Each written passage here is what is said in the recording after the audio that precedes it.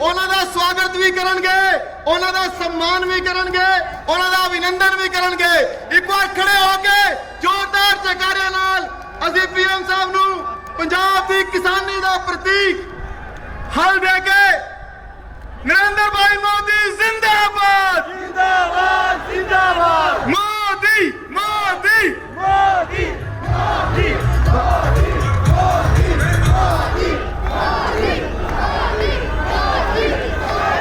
ਹੁਣ ਮੈਂ ਨਿਵੇਦਨ ਕਰਾਂਗਾ ਆਪਣੇ ਕੈਬਨਿਟ ਮਿਨਿਸਟਰ ਪੰਜਾਬ ਦੀ ਬੁਲੰਦ ਆਵਾਜ਼ ਸਰਦਾਰ ਹਰਦੀਪ ਸਿੰਘ ਪੁਰੀ ਜੀ ਨੂੰ ਕਿ ਸਤਿਕਾਰਯੋਗ ਪ੍ਰਧਾਨ ਮੰਤਰੀ ਜੀ ਨੂੰ ਜੀ ਆਇਆਂ ਆਖਣਗੇ।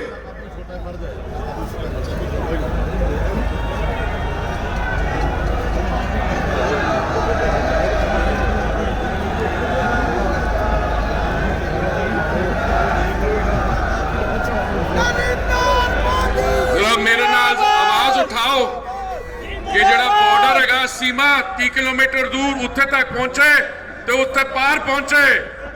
भारत माता की नहीं आवाज अरे उठ नहीं रही। भारत माता की बोले सो निहाल।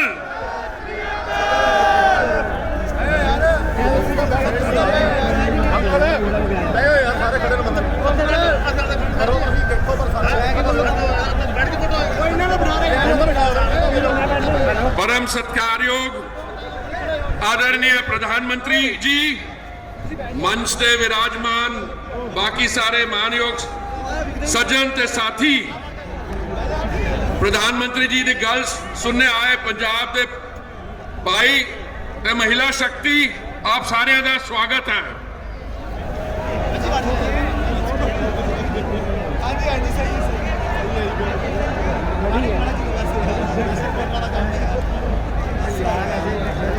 माननीय प्रधानमंत्री जी, इस समय मंच पर हमारे साथ हैं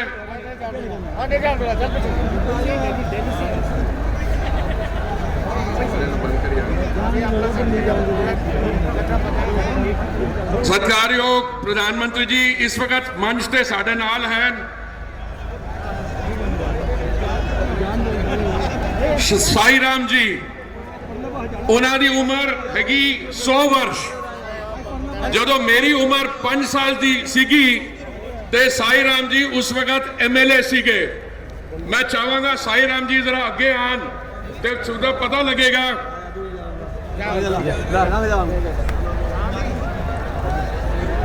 जदों मनु अपना बचपन याद आंदा है, साडियां मावां जदों सानू असीसां देंदियां सन, वो कहंदियां सन पुत पढ़ा लिखा होवे, तहसीलदार बन जा, DC बन जा। अज मावा की असीसां देंदियां ने तेरा पुत्र कनेडा चला जावे। क्यों? क्योंकि इत्थे अज पंजाब की जो स्थिति हो गई है, लैंड माफिया, सैंड माफिया, नशे दी माफिया, प्रधानमंत्री जी दा जड़ा जलंधर ते पठानकोट उन्होंने संबोधित किया, उन्होंने दसिया कि उन्होंने मार्गदर्शन की हैगा ते साडे जड़ा संकल्प असी 4 तरीक ते 8 तरीक ते 12 तरीक 11 संकल्प के पॉइंट तुहाडे सामने रखे सन। पंजाब किस तरह सुधर सकता है, पंजाब के किसानों वास्ते प्रधानमंत्री जी का मार्गदर्शन, पंजाब की इंडस्ट्री वास्ते, व्यापारियों वास्ते, पंजाब के आम नागरिक वास्ते जो संकल्प विच गल्लां रखिया गई ने, पंजाब वास्ते 1 लाख करोड़ का पैकेज कि पंजाब का इंफ्रास्ट्रक्चर उठ सके। क्योंकि पिछले 2 सालों में 15,000 इंडस्ट्री पंजाब को छड़ गई है। नशा एक बड़ी वड्डी समस्या है साडे सामने। तो कुछ जो लोग हैं जो दिल्ली का मॉडल इत्थे लियाते ने, जो दिल्ली च उन्होंने हर कॉलोनी लोग बच्चों के स्कूल के बाहर दारू के ठेके खोलते ने, वो पंजाब नो नशा मुक्ति की गल करते हैं इत्थे आके। मैं 1974 सर्विस ज्वाइन की सी इम्तिहान देने तो बाद। उस वक्त बड़े फखर नाल असीं कहंदे सीगे कि पंजाब जिहड़ा हैगा इंडिया विच पहली स्थान ते है। ਸਾਡੀ GDP, ਸਾਡੀ ਕੰਟਰੀਬਿਊਸ਼ਨ 1984 ਵਿੱਚ ਤੁਹਾਨੂੰ ਯਾਦ ਹੈ ਜੂਨ ਦੇ ਮਹੀਨੇ ਵਿੱਚ ਦਰਬਾਰ ਸਾਹਿਬ ਤੇ ਹਮਲਾ ਹੋਇਆ।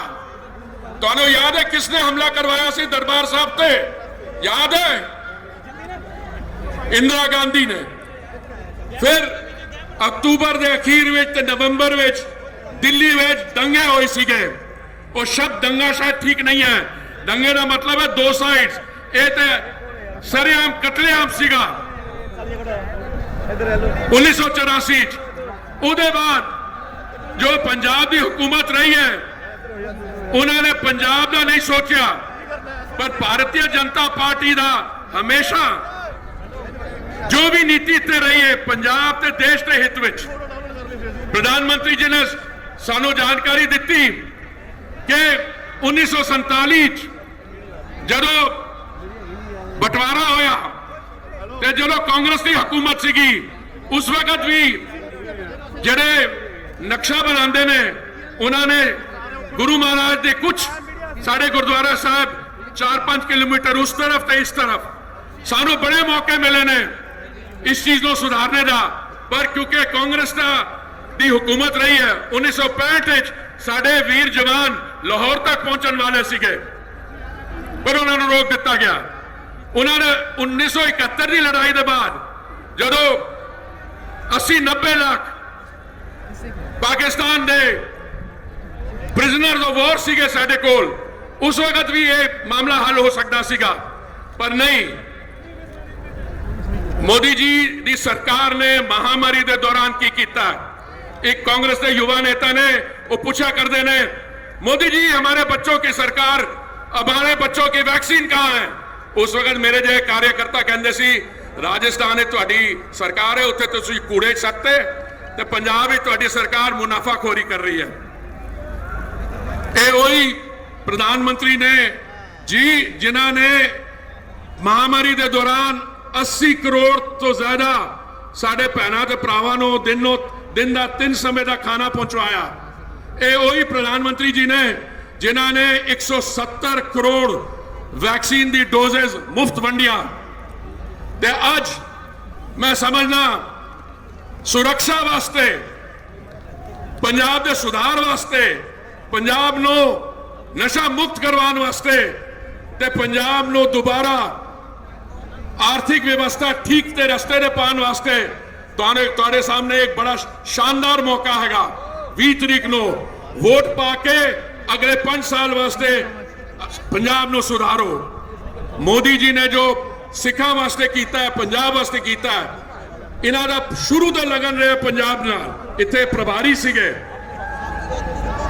करतारपुर दा लहंगा गुरुद्वारे ते GST हटाना, और जी काली सूची बनाई सीगे 1984 के बगैर उन्होंने ठीक करना, ते बाकी लोग आके इतने प्रचार करते हैं जो चाहते हैं कि किसी भी हालत हो पंजाब के मुख्यमंत्री बन जान, पावन खालिस्तान दे ना बन जान। ये लोग आके इतने प्रचार करते हैं। तुहाडे जिहड़े हुण मुख्यमंत्री है वो कहते कन्वर्शन इसलिए होंदी कि असीं उन्हां नूं प्यार नहीं दे पाए। और महाराज चन्नी जी ये तो देखो कि जेडे कन्वर्जन करवा रहे हैं वो की करतूता कर रहे हैं। इसलिए साडे संकल्प पत्र असीं कहा कि असीं कन्वर्जन के खिलाफ एक कानून लियावांगे, बेअदबी नूं बंद करांगे ते पंजाब ते सिखां वास्ते, पंजाब वास्ते एक पैकेज लियावांगे, वाइट पेपर कि इंडस्ट्री का कितना नुकसान होया ते लोगों वास्ते होर की कुछ कर सकते हैं। मैं बेनती करना हुण तुसीं मनु सुनने नहीं आयो, माननीय प्रधानमंत्री जी नु सुनने आयो, मेरे नाल एक बार दोबारा आवाज उठाओ, भारत माता की, भारत माता की, बोले सो निहाल। बहुत बहुत धन्यवाद। भारत माता की, बोले सो निहाल। पंजाब दी आन बान ते शान, पंजाब दी बहादुरी दा प्रतीक तलवार भेंट करके सत्कारयोग मोदी जी नूं असीं सब अभिनंदन कर रहे हैं। जोरदार तालियां, जोरदार जयकारे, बोले सो निहाल।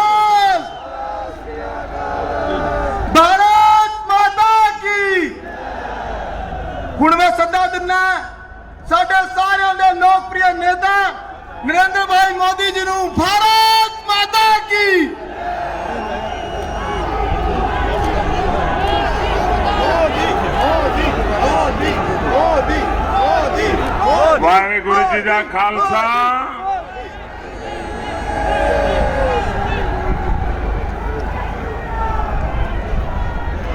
जय श्री राम, जय श्री राम, जय जय श्री राम, जय जय श्री राम, वीर बजरंगबली की। ये पराक्रम की धरती है, ये परिश्रम की धरती है, ये पवित्र धरती है। इस धरती को मैं प्रणाम करता हूं। इस मंच से मैं गुरुद्वारा दमदमा साहिब,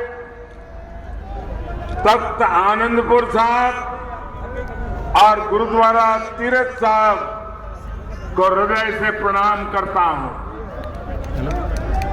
मैं गुरु जंबेश्वर भगवान के चरणों में प्रणाम करता हूं।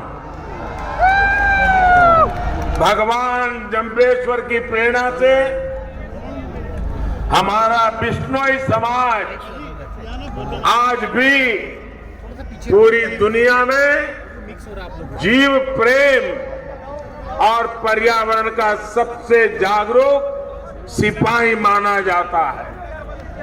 साथियों, इस चुनाव में, ये पंजाब में इस बार का जो चुनाव है, ये एक प्रकार से मेरी आखिरी सभा है और कल शाम को चुनाव प्रचार भी समाप्त हो रहा है। मैं बीते कुछ दिनों से पंजाब के अलग अलग क्षेत्रों में गया हूं। पूरे पंजाब में आज एक सुर से एक ही आवाज उठ रही है, भाजपा को जिताना है, एनडीए को जिताना है, पंजाब में डबल इंजन की सरकार बनाना है।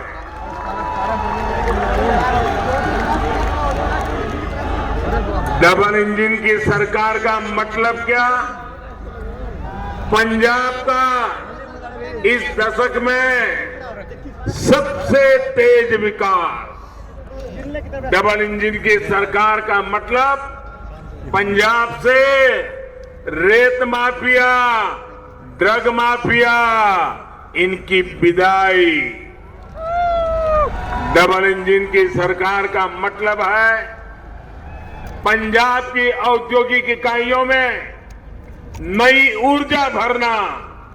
डबल इंजन की सरकार का मतलब है पंजाब के युवाओं को रोजगार, स्वरोजगार के नए मौके देना। साथियों, पंजाब को आज एक ऐसी सरकार चाहिए जिसकी प्रेरणा राष्ट्रभक्ति हो, जिसकी प्रेरणा पंजाब का विकास हो। बीजेपी पूरे समर्पित भाव से पंजाब के लोगों के सामने पंजाब की सुरक्षा का संकल्प लेकर, पंजाब के विकास का संकल्प लेकर के आई है। एक बार भाजपा को आपकी सेवा करने का मौका दीजिए। एक बार 5 साल मुझे दीजिए।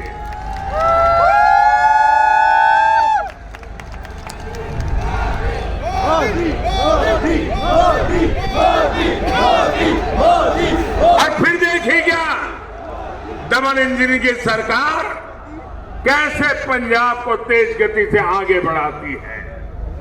आप देखिए, देश के इतने सारे राज्य हैं, जब कांग्रेस एक बार गई तो फिर कभी लौटकर आई ही नहीं। और जहां भाजपा को आशीर्वाद मिल गया, वहां तो कांग्रेस जड़ मूल से साफ हो गई। साथियों, पंजाब के एक क्षेत्र ने देश को ये दिखाया था कि खेती भी खुशहाली का जरिया बन सकती है। लेकिन आज स्थितियां बदल रही है। यहां की मिट्टी की उपजाऊ क्षमता घट रही है। मिट्टी में केमिकल्स बढ़ गए हैं। भाई और बहनों, इतिहास गवाह है, कांग्रेस ने किसानों को हमेशा धोखा दिया है। स्वामीनाथन कमीशन की सिफारिशों को लागू करने की मांग सालों से देश में थी। ये फाइल पर बैठ गए थे, लेकिन कांग्रेस सरकारें झूठ पर झूठी बोलती रही। केंद्र में हमारी सरकार बनी तो हमने उन सिफारिशों को लागू करने का काम करके दिखाया। भाइयों बहनों, ये हमारा किसानों के प्रति हमारी भारतीय जनता पार्टी का लगाव है। हमने, आप देखिए पुराने रिकॉर्ड, और मैं चुनौती देता हूं किसी भी दल को, हमारे समय में अनाज की रिकॉर्ड खरीदी की और किसानों के बैंक खातों में सीधे पैसा भेजा है हमने, उसके खाते में सीधा पैसा आता है। भाई और बहनों, पंजाब के किसानों को आज नई सोच और नए विजन वाली सरकार चाहिए। आज किसान को बेहतर फसल, कम लागत और बेहतर कीमत की जरूरत है। इसके लिए हमारी सरकार बीज से बाजार तक नई व्यवस्था बना रही है। ये भाजपा की सरकार है जिसने जल जीवन मिशन शुरू किया है। आज हम पंजाब के घर घर में साफ पानी का कनेक्शन देने के लिए, नल से जल पहुंचाने के लिए हम बहुत तेज गति से काम कर रहे हैं। साथियों, पंजाब में आज हर व्यापार माफियाओं के कब्जे में है। व्यापारियों को माफियाओं की कृपा पर जीने के लिए मजबूर होना पड़ रहा है। इसकी सबसे बड़ी तकलीफ हमारे छोटे व्यापारियों को हो रही है।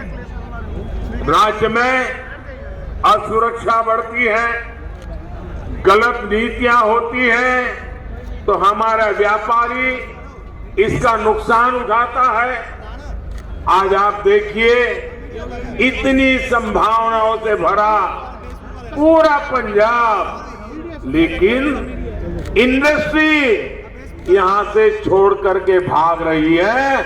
हमारे नौजवानों का भविष्य में एक सवालिया निशान खड़ा हो रहा है। कांग्रेस सरकार की नीतियों के कारण यहां जल्दी कोई आने को तैयार भी नहीं है। वो 7 बार सोचता है, क्या जाऊंगा और माफियाओं के चरण में जाना पड़ेगा तो क्या होगा। इन स्थितियों को भी डबल इंजन की सरकार ही बदल सकती है। आप मुझे बताइए, और कोई इसको बदल सकता है क्या? और कोई बदल सकता है क्या? एक भी सारे चेहरे याद कर लो, किसी में दम है क्या? भाइयों बहनों, ये अगर करेगा तो मोदी ही करेगा।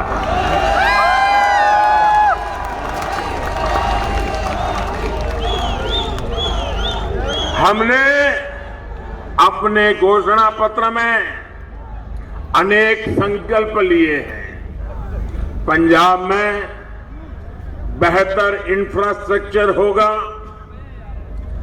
पारदर्शी सरकार होगी, तो न उद्योगों को पलायन करना पड़ेगा, न नौजवानों को अपना गांव, अपने दोस्त, अपने बूढ़े माँ बाप, अपने खेत खलिहान, ये सब छोड़ करके मेरे नौजवानों को पंजाब से बाहर नहीं जाना पड़ेगा। साथियों, गरीब की तकलीफ दूर हो, उसका जीवन आसान बने, ये हमारे लिए सर्वोच्च प्राथमिकता का काम है। कोरोना काल में भाजपा सरकार गरीबों को मुफ्त राशन दे रही है और मुफ्त वैक्सीन भी दे रही है। आपको सबको वैक्सीन लगी है? सबको वैक्सीन लगी है? आपको कोई पैसा देना पड़ा क्या? भाइयों बहनों, ये आपकी जिंदगी को बचाने में एक रक्षा कवच के रूप में काम आ रहा है कि नहीं आ रहा है?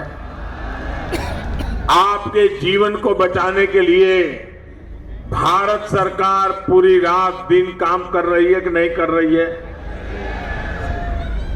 भाइयों बहनों, आयुष्मान भारत की वजह से, इस योजना की वजह से पंजाब के 11 लाख गरीबों ने अच्छे अस्पतालों में अपना मुफ्त इलाज कराया है।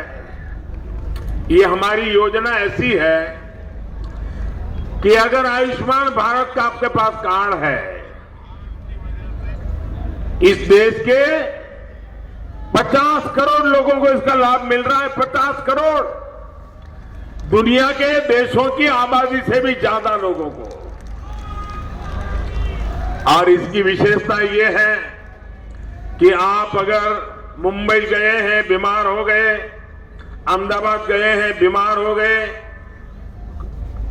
लखनऊ गए, बीमार हो गए, तो वहां की अस्पताल में इसी कार्ड से मुफ्त में तत्काल आपको डॉक्टरों से सेवा मिलेगी।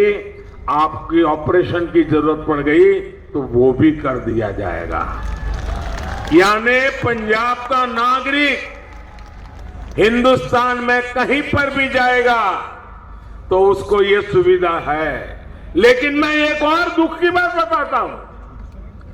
आपके पास कार्ड है, आप अहमदाबाद जाएंगे तो ऑपरेशन हो जाएगा, भोपाल जाएंगे तो ऑपरेशन हो जाएगा, लखनऊ जाएंगे तो हो जाएगा, लेकिन दिल्ली जाएंगे जहां मुख्यमंत्री जो बैठे हैं,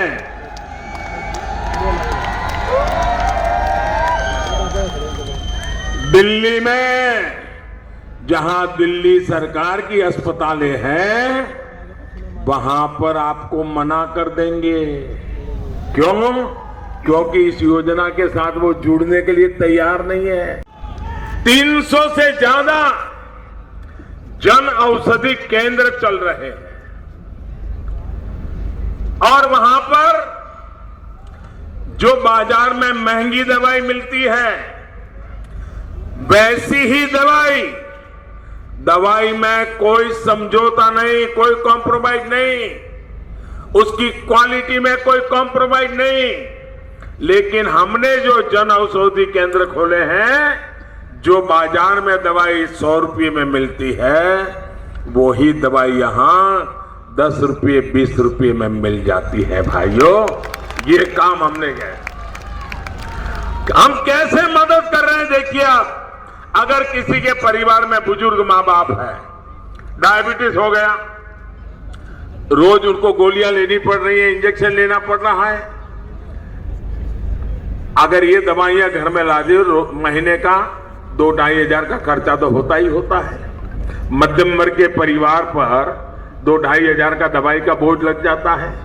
लेकिन अगर जन औषधि से ले आएंगे दवाई तो सिर्फ 100-150 रुपये में आपका काम चल जाएगा। हर गरीब परिवार का, मध्यम वर्ग के परिवार का 1000-1500 रुपया बचेगा कि नहीं बचेगा? बचेगा कि नहीं बचेगा? लेकिन हम इसके लिए अरबों खरबों की जाहिरात नहीं करते भाई। हम तो गरीब के लिए जीते हैं, गरीब के लिए काम करते हैं, मध्यम वर्ग के लिए जीते हैं, मध्यम वर्ग के लिए काम करते हैं। अगर हाई ब्लड प्रेशर है, अगर उन्हें ऐसे स्टोर में गए, बहुत सस्ते में दवाई मिल जाएगी। इन केंद्रों से भी हर साल पंजाब के लोगों को करीब करीब 300 करोड़ रुपयों का फायदा हो रहा है। यहाँ के नागरिकों को दवाई के खर्चे में 300 करोड़ की बचत। भाइयों बहनों, ये मदद है कि नहीं है? ये मदद है कि नहीं है? ये आपका भला करने के लिए है कि नहीं है? क्या कभी हमने किसी अखबार में इश्तेहार दिया है क्या? एडवर्टाइजमेंट दिया है क्या? इसी तरह हमारी सरकार ने जो स्टेंट के पैसे कम कराए हैं, हृदय की बीमारी हो, हार्ट का स्टेंट लगाना है, आजकल नी की बीमारी हो जाती है, 50-60 साल की उम्र के बाद शुरू हो जाता है, नी ट्रांसप्लांट करवाते हैं, इसमें भी हमने उसके दाम बहुत कम करवा दिए, कानून का उपयोग किया। और इसके कारण जिन जिन लोगों ने हृदय में अगर स्टेंट लगवाया है, हार्ट में ऑपरेशन करवाया है या नी ऑपरेशन करवाया है, उसके भी करोड़ों रुपयों की बचत हुई है। भाइयों बहनों, हेल्थ सेक्टर में काम कैसे होता है, इसके ये उदाहरण मैं बताता हूं। पीएम किसान सम्मान निधि के तहत केंद्र सरकार ने पंजाब के किसानों के बैंक खातों में 3,700 करोड़ रुपया 3,700 करोड़ रुपया सीधा सीधा किसान के बैंक के खातों में जमा हुआ है। अकेले पंजाब में, बीच में कोई कंपनी, कट की कंपनी नहीं, कोई बिचौलिया नहीं, कोई माफिया नहीं, सीधा। भाइयों बहनों, मुझे बताइए, किसान मुझे आशीर्वाद देगा कि नहीं देगा? देगा कि नहीं देगा? इसका लाभ पंजाब में करीब 23 लाख किसानों को मिला है।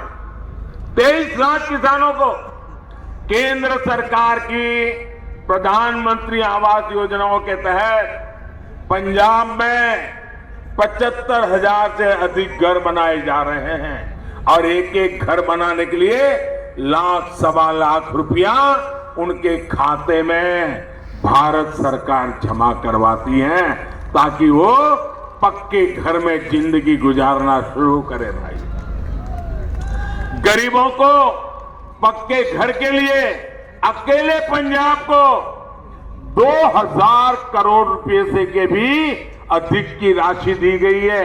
इधर आंकड़े जोड़ दीजिए, मैं तो कुछ ही बता रहा हूं, ये सारा दिल्ली से पैसा पंजाब की धरती पर उतारने का हमने काम किया है।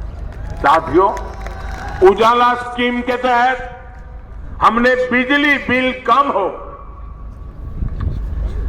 हमेशा हमेशा के लिए बिजली का खर्चा कम हो, आपकी जेब से ज्यादा पैसे न जाएं, एक स्थायी व्यवस्था बनाई और टेक्नोलॉजिकल सॉल्यूशन निकाला। इसके तहत एलईडी बल्ब हमने पंजाब में वितरित किए। इस वजह से गरीबों के बिजली के बिल में 900 करोड़ रुपए से भी अधिक बिजली का बिल बचा है। अगर मध्यम वर्ग के घर में 4 लट्टू वाले हैं तो उसका 1,500-2,000 रुपया बच जाता है बिजली का। भाइयों, ये लोग आज जो वादे कर रहे हैं वो एक प्रकार से आपके घर में रोशनी लाने का वादा नहीं है, आपके जेब के पैसे बचाने का वादा नहीं है। ये ऐसा रास्ता है जो पूरे पंजाब को कुछ ही वर्षों में अंधकार में डुबो देगा। बिजली के कारखाने चलाने की ताकत नहीं होगी, पूरा पंजाब अंधेरे में फंस जाएगा। ये रास्ता इन्होंने चुना है। आप मुझे बताइए, क्या पंजाब में अंधेरा आने देना है? अंधेरा आने देना है? अंधेरा आने देना है? तो इन लोगों को दिल्ली में ही रोक लो भैया, आने मत दो यहां।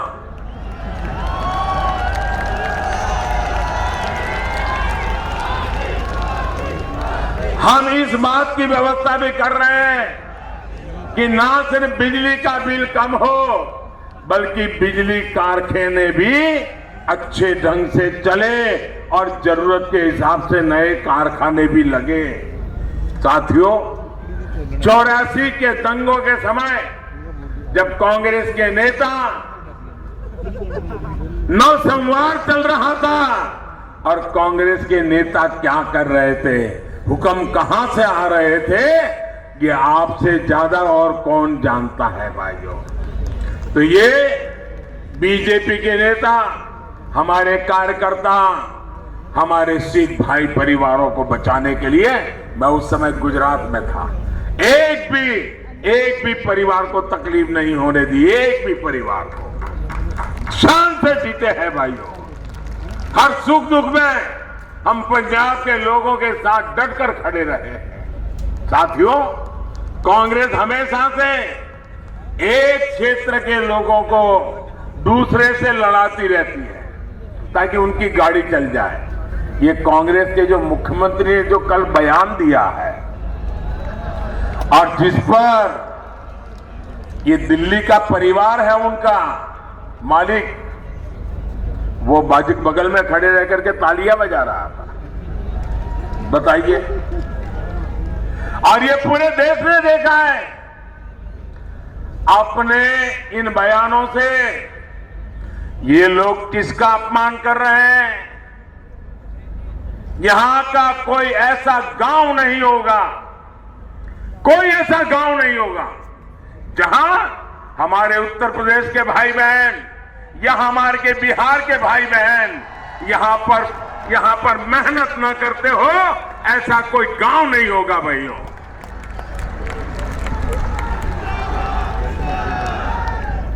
कल ही हमने संत रविदास जी की जयंती मनाई है, संत रविदास जी की जयंती मनाई है। मैं जरा इन नेताओं से पूछना चाहता हूं, आप मुझे बताइए, संत रविदास जी कहां पैदा हुए थे? क्या पंजाब में पैदा हुए थे क्या? संत रविदास जी उत्तर प्रदेश के बनारस में पैदा हुए थे, काशी में पैदा हुए थे। और आप कहते हो उत्तर प्रदेश के भाइयों को घुसने नहीं दोगे, तो क्या आप संत रविदास जी को भी निकाल दोगे? क्या संत रविदास जी के नाम को मिटा दोगे? क्या भाषा बोलते हो तुम लोग? इतना ही नहीं, मैं जरा पूछना चाहता हूं, गुरु गोविंद सिंह जी का जन्म कहां हुआ था? गुरु गोविंद सिंह जी का जन्म कहां हुआ था? पटना साहिब में हमारे गुरु महाराज गुरु गोविंद सिंह का जन्म हुआ था, और आप पटना में हुआ, बिहार में हुआ, और तुम कहते हो बिहार के लोगों को घुसने नहीं देंगे। तो क्या तुम गुरु गोविंद सिंह महाराज का पान करोगे?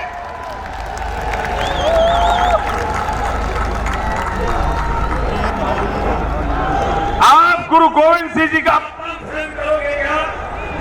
जिस मिट्टी में गुरु गोविंद सिंह जी ने जन्म लिया, उस मिट्टी का अपमान करोगे क्या? जिस मिट्टी में गुरु गोविंद सिंह जी ने जन्म लेकर के हमारी रक्षा की, उस मिट्टी के संतानों को उस पंजाब में घुसने नहीं देंगे, ये भाषा का प्रयोग करोगे क्या? संत रविदास जी, जिन्होंने समाज का इतना बड़ा कल्याण किया, काशी में पैदा हुए, आज पंजाब के हर घर में संत रविदास जी के प्रति श्रद्धा है। क्या आप उनको भी निकाल दोगे? हम यूपी बिहार के लोगों को घुसने नहीं देंगे। भाइयों बहनों, इस तरह की विभाजनकारी सोच को एक पल के लिए पंजाब में राज करने का अधिकार नहीं है। भाइयों बहनों, हमारा पंजाब सीमावर्ती राज्य है। इस पर सीमा पार से हमेशा नापाक नजरें बनी रहती है, गड़ी रहती है। इसलिए यहां जो सरकार बनेगी वो राष्ट्र प्रथम, नेशन फर्स्ट, इसके लिए प्रतिबद्ध सरकार होनी चाहिए। ढुलमुल रवैये वाले लोग नहीं होने चाहिए। जो लोग भारत को एक राष्ट्र ही नहीं मानते। देश की अखंडता, पंजाब की सुरक्षा ऐसे लोगों के हाथ में हम सुपुर्द नहीं कर सकते हैं। पंजाब वैसे भी आज अनेक चुनौतियों का मुकाबला कर रहा है। इन चुनौतियों में अब एक समस्या अस्थिरता वाली हमने किसी भी हालत में जोड़नी नहीं है। लेकिन आज कांग्रेस पंजाब को फिर से अस्थिरता की तरफ ले जाने का प्रयास कर रही है। साथियों, कांग्रेस की जो पार्टनर इन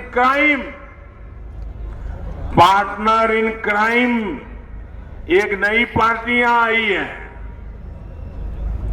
वो भी एक के बाद एक रोज नए झूठ, रोज नई मनगढ़ंत बातें पंजाब में आकर बोल रहे हैं।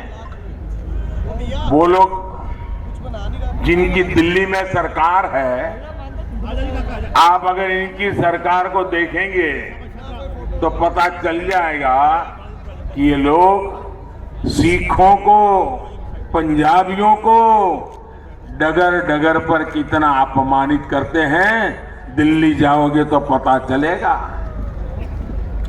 आज पंजाब में आकर सिखों को झूठ बोलने वाले इन लोगों ने दिल्ली में एक भी सिख को न मंत्री बनाया है। इतना ही नहीं, ये पंजाब को नशा मुक्त करने की बात करते हैं, लेकिन दिल्ली में हर स्कूल कॉलेज के बगल में शराब के ठेके खोल करके बैठ गए भाई। ये कैसे झूठ बोलने में महारथी है और हर पल आराम से झूठ बोलना, आराम से पलट जाना, कोई परवाह ही नहीं। दिल्ली में प्रदूषण बढ़ता है तो ये पंजाब के किसानों को गाली देते हैं। दिल्ली की हवा खराब हो गई, आपने देखा होगा, ये सब अवेलेबल है, कि मैं कह नहीं रहा हूं। अब दिल्ली में जाओ तो पंजाब के किसानों को गाली दो और यहां आकर के किसानों को गले लगाने की बात करो। किसी के गले उतरेगा क्या? उतरेगा क्या? ये फरेब चलेगा क्या? जब कोरोना की वेव आई तो इन लोगों ने यूपी, पंजाब, हरियाणा के लोगों को झूठ बोल करके भगा दिया कि बहुत बड़ा भयंकर होने वाला है, महीनों तक खाना नहीं मिलेगा, भागो। जो लोग दिल्ली में पंजाब, हरियाणा, उत्तर प्रदेश के लोगों को भगा देते हैं, वो आज आपके पास आए हैं। आप क्या करोगे? इनको मेहमान गति स्वीकार करोगे क्या? भाइयों बहनों, बात इतनी नहीं है साथियों, इनके इरादे कहीं ज्यादा खतरनाक हैं। आपने सुना होगा, कल इनके एक पुराने विश्वस्त साथी जो पिछले बार जो यहां के पंजाब के चुनाव के उनकी तरफ से इंचार्ज थे और उनके खासम खास दोस्त थे, अन्ना हजारे के साथ ये आंदोलन में झंडा लेकर के खड़े रहते थे और कवि होने के नाते,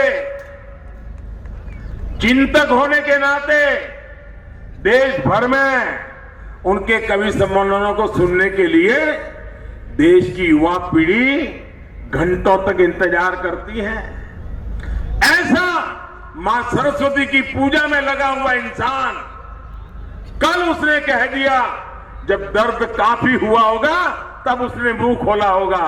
और कल जब उसने कहा है, उन्हीं के साथी ने जो आरोप लगाया है वो बहुत खतरनाक है दोस्तों, बहुत खतरनाक है। इसलिए जो कल उन्होंने, उन्हीं के एक साथी ने इनके चरित्र का जो वर्णन किया है, इसको हर मतदाता ने, हर देशवासी ने बड़ी गंभीरता से लेने की जरूरत है।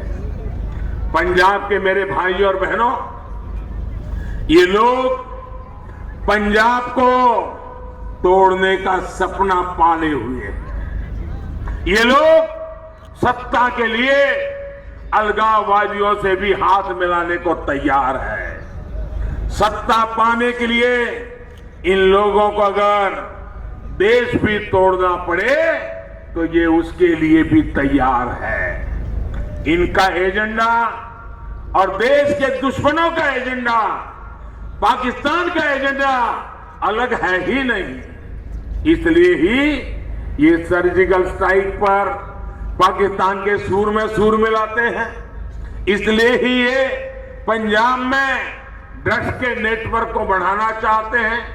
इसलिए ही ये बॉर्डर पर बीएसएफ के बढ़ते अधिकारों के खिलाफ आवाज उठाते हैं। यही इन लोगों का मंसूबा है, यही इनकी सोच है।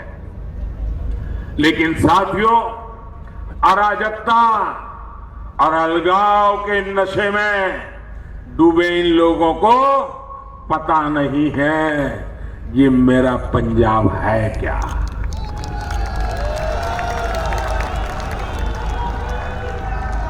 ये मेरे पंजाब ने कितने घाव झेले हैं, लेकिन इस देश के लिए मरने मिटने में कोई आगे रहा है तो मेरा पंजाब रहा है भाइयों। पंजाब उन गुरुओं, उन शहीदों की भूमि है जिन्होंने देश के लिए अपने प्राण न्योछावर कर दिए थे। ये पंजाब और ये भारत किसी की साजिशों से टूटने वाला नहीं है। हर भारतीय ऐसी ताकतों के सामने पूरी ताकत से खड़ा है। भाइयों और बहनों, ये सामान्य चुनाव नहीं है। ये पंजाब के वर्तमान के लिए, पंजाब के भविष्य के लिए बहुत महत्वपूर्ण चुनाव है। अब बीच में 2-3 दिन ही बचे हैं। 20 तारीख को पंजाब के लोगों को इनके अपराधों का हिसाब करना है। करोगे? चुन चुन के हिसाब करोगे? पल पल का हिसाब करोगे? 20 तारीख को पंजाब के लोगों को भाजपा के लिए, एनडीए के लिए, नवा पंजाब के लिए पुरजोश भारी मात्रा में ज्यादा से ज्यादा संख्या में वोट करना है। वोट करोगे ना? करोगे ना? ऐसा तो नहीं होगा ना कि सभा के बाद अरे भाई सभा बड़ी जबरदस्त हो गई, रैली बड़ी जबरदस्त हो गई, चलो आज सो जाते हैं। ऐसा नहीं करोगे ना? ऐसा नहीं करोगे ना? घर घर जाओगे, एक एक मतदाता को मिलोगे, देश की बात बताओगे, पंजाब के उज्जवल भविष्य की बात बताओगे, यहाँ के नौजवानों के कल्याण की बात बताओगे, यहाँ की माताओं बहनों की भलाई की बात बताओगे, लोगों को मतदान के लिए तैयार करोगे, कमल पे वोट डलवाओगे, एनडीए के साथियों को वोट डलवाओगे। भाइयों बहनों, मैं विशेषकर से मैं उन नौजवानों से भी आग्रह करना चाहता हूं जो जीवन में पहली बार वोट देने के लिए जाने वाले हैं, जो फर्स्ट टाइम वोटर्स हैं। ये फर्स्ट टाइम वोटर आपके जिंदगी का एक महत्वपूर्ण अवसर है। जब आप वोट डालने जा रहे हैं, मतलब आप अब पंजाब का भविष्य तय करने के एक निर्णय के भागीदार बन रहे हैं। ये बहुत महत्वपूर्ण अवसर आपको मिला है। मैं फर्स्ट टाइम वोटर से कहना चाहता हूं, आप गर्व के साथ वोट करने जाइए और याद रखिए आज का दिन जीवन में कि आपने पहले वोट से ही पंजाब की सकल सूरत बदलने का काम किया था और आपने पंजाब को बनाने में भागीदारी की। आज मैं हमारे अबोहर के लोगों से भी एक विशेष आग्रह करूंगा। मैं जब यहां मंच पे बैठा था तो जब मैं यहां काम करता था, सारे पुराने परिवार सबको मैं देख रहा हूं। दूर से हाथ उठा करके नमस्ते कर रहा हूं। आप सबके बीच में लंबे अरसे तक काम करने का मुझे मौका मिला है, लेकिन आपसे अब और के मेरे साथियों को मैं एक विशेष जिम्मेवारी देना चाहता हूं। मुझे बताया गया कि हमारे उम्मीदवार को कोरोना के कारण अब बाहर निकलना मुश्किल हो गया है, तो अभी 2 दिन आप ही को हर यहां का नागरिक ही उम्मीदवार है। अब हमारे उम्मीदवार कोरोना के कारण ना आ पाए, हर व्यक्ति हमारा उम्मीदवार है, हर कार्यकर्ता हमारा उम्मीदवार है। हमें मिलकर के अब वो हर में 2-4 दिन उनको थोड़ा रेस्ट करना पड़ेगा, आइसोलेशन में रहना पड़ेगा। उस काम को हम निभाएंगे। निभाएंगे क्या? एक एक कार्यकर्ता इस बात को निभाएगा। देखिए, हम मिलकर चलेंगे। एनडीए के हमारे साथी श्रीमान ढींडसा साहब, कैप्टन साहब, हम सब मिलकर के पंजाब के सपनों को पूरा करने में कोई कमी नहीं रहेगी। इसी आशा के साथ आप सभी का बहुत बहुत धन्यवाद। दोनों मुट्ठी बंद करके पूरी ताकत से बोलिए भारत माता की, भारत माता की, भारत माता की। जो हमारे उम्मीदवार है इस चुनाव में, उनसे मेरी यह प्रार्थना आगे आ जाए ताकि मैं भी आपके साथ खड़ा हो जाऊं, हरदीप जी भी आ जाएं। भारत माता की, भारत माता की। बहुत बहुत धन्यवाद। भारत माता की बोलो सोनिहाल। जय श्री राम, जय श्री राम।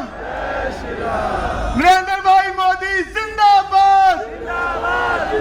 एक बार दोनों हाथ खड़े करके मुठियां पीछ के मोदी जी को विश्वास दिलाना है कि फिरोजपुर लोकसभा दी 9 सीटें जितानियां। बोलो सोनिहाल, बोलो सोनिहाल। जय श्री राम, जय श्री राम।